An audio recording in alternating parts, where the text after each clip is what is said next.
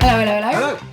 This is Claire and Anthony Bueno from Clean Up the Town, Remembering Ghostbusters, and the forthcoming Too Hot to Handle, Remembering Ghostbusters 2.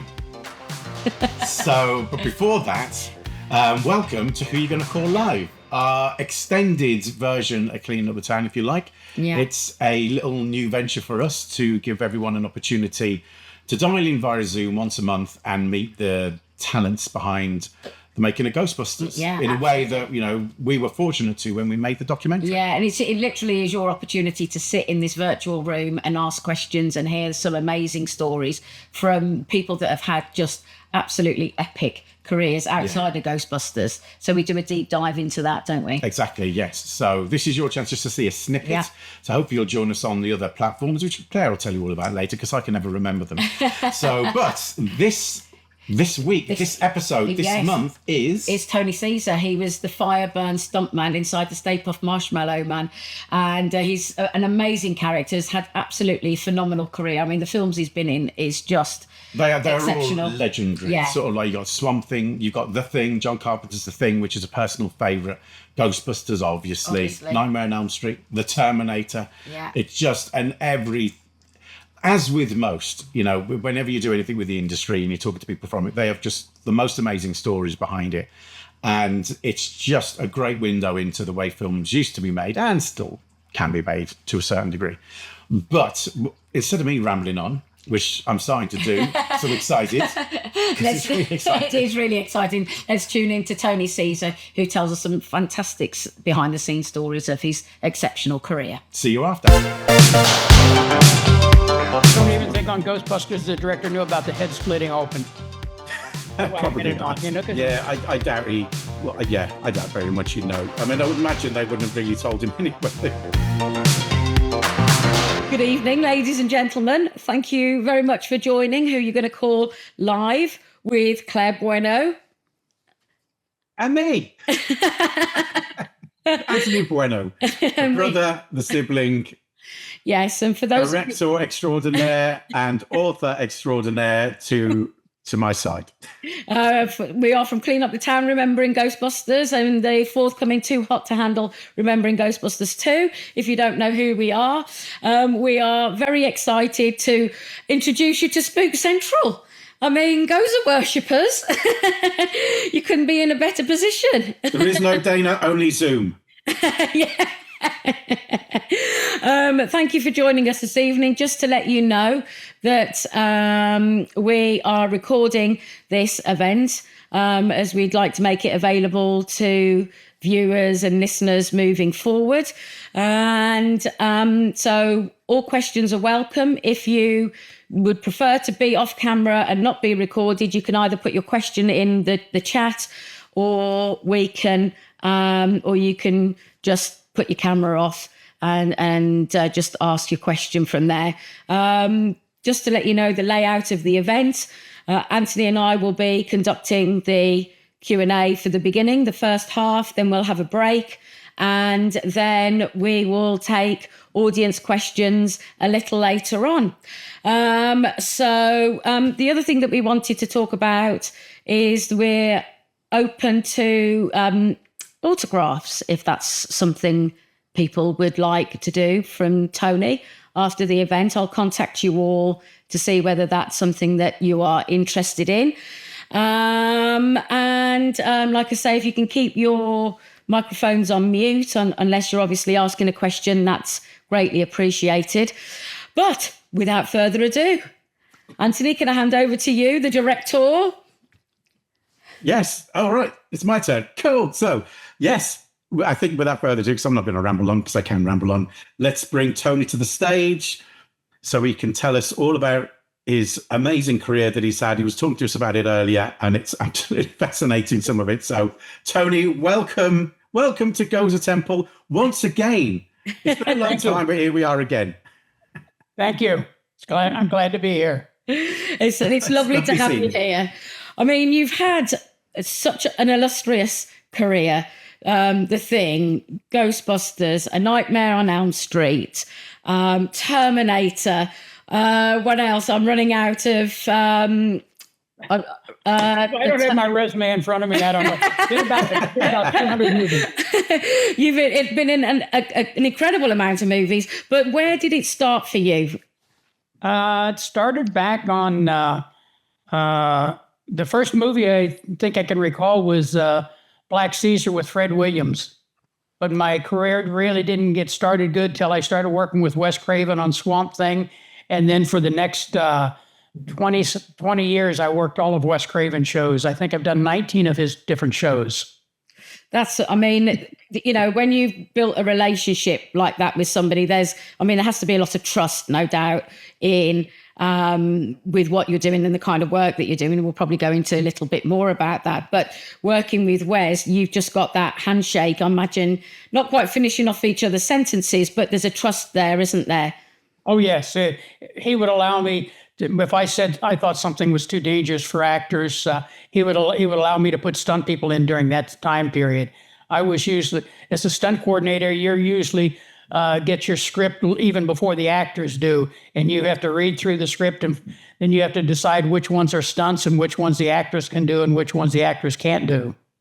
Funnily enough, one of the questions I was going to ask you was, in today's day, you got somebody like Tom Cruise, who, is an adrenaline junkie, self-confessed. What do you feel about that, being a stuntman, having kind of the principals do their own stunts? Well, I would imagine that most of those stunts that even Tom Cruise has done, they had some stunt person working there that had done it beforehand to make it won't be completely safe, but you would not put that much money in a movie and allow your actor to do stuff like that unless it was going to be at the end of the movie. Right. That is very interesting. Yes. Very shrewd. Just in case he tripped at the edge of that building. So never mind. Yes. The infamous breaking of his. Did he break his toe or? Well, most of the time, stunt people can actually make it look better than the actors can. I mean, one of the hardest things to do is make a fight look real on a movie set. And actors, just very few of them can actually do stuff like that. And if you've got a good stunt person that looks like the actor, some actors keep the same stunt person working with them show after show after show. I think one of the lead actor on The Thing, he had the same stunt coordinator. That goes all the way back to Disney on Disney's tennis shoes. Who's the lead? Who was the lead on The Thing? Russell. Kurt Russell.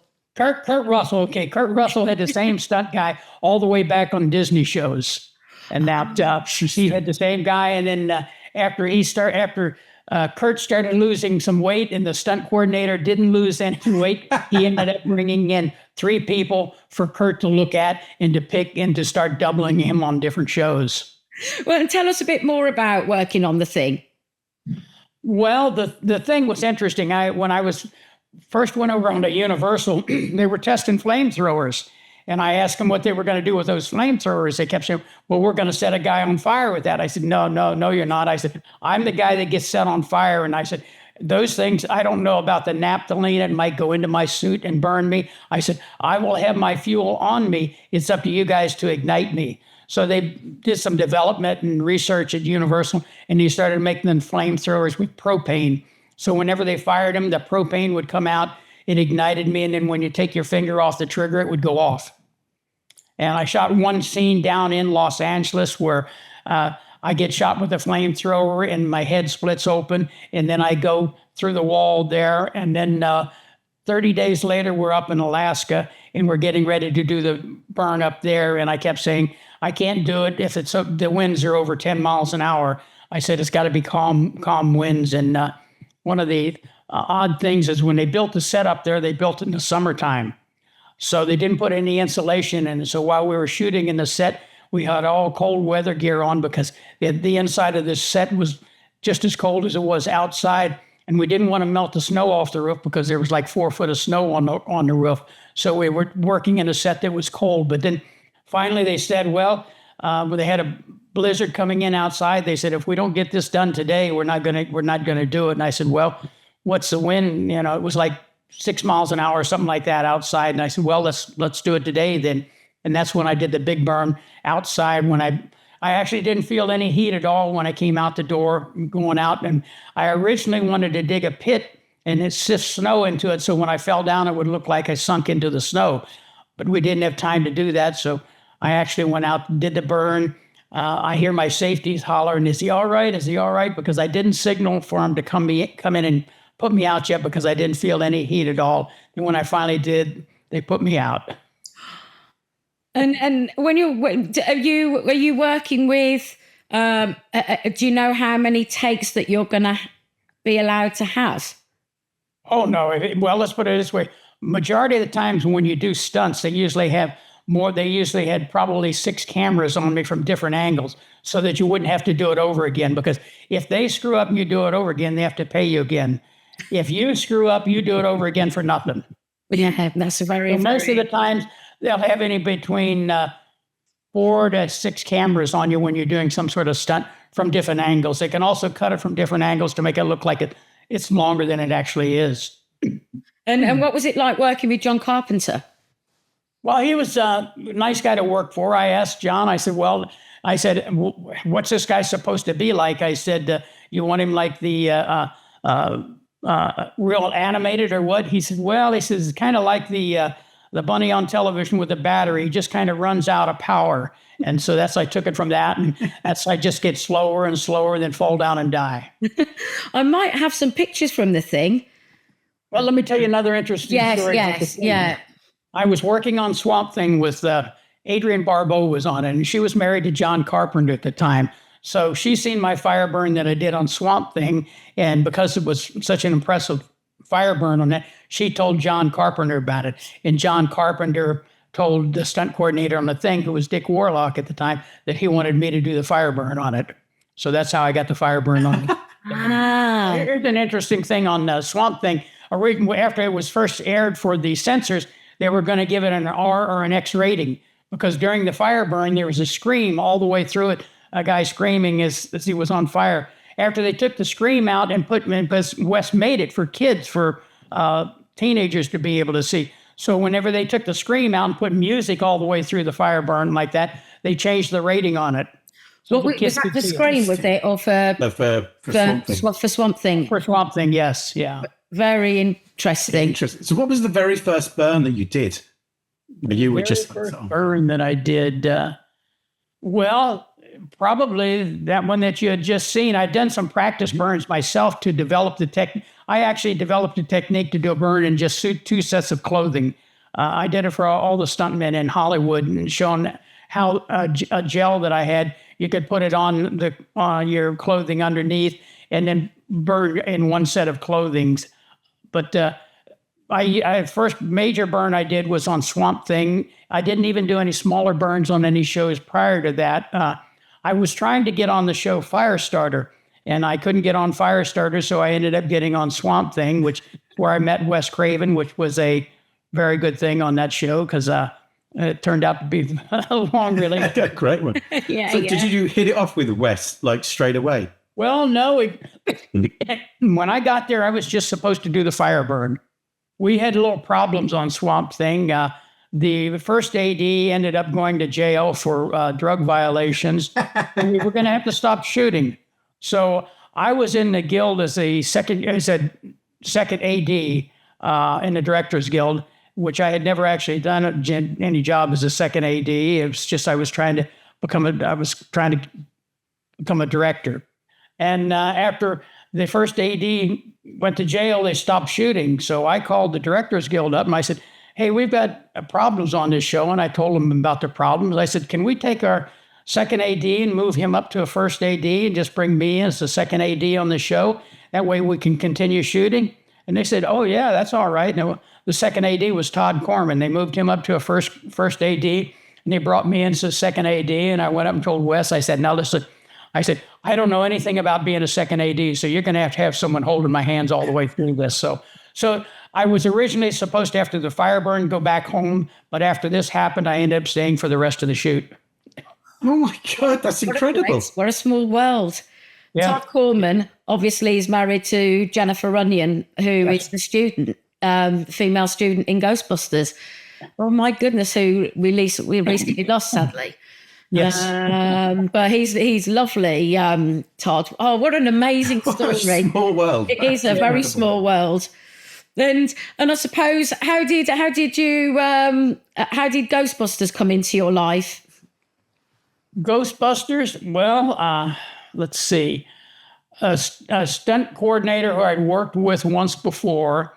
He was working on the show, and he brought his son in to do a fire stunt on the show. And he wasn't very good at it. He'd never done fire burns, and he panicked every time you put him on fire. So he had heard that I had